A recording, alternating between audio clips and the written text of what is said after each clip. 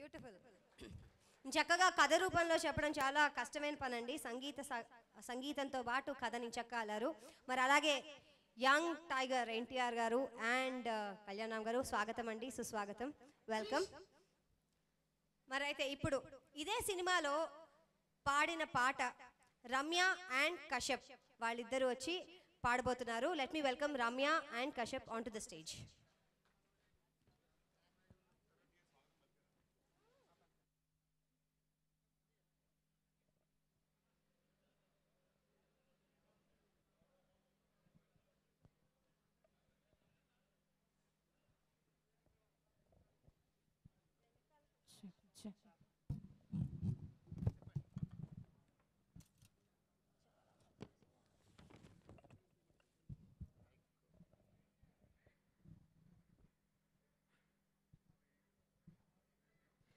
అందరికీ నమస్కారం అండి.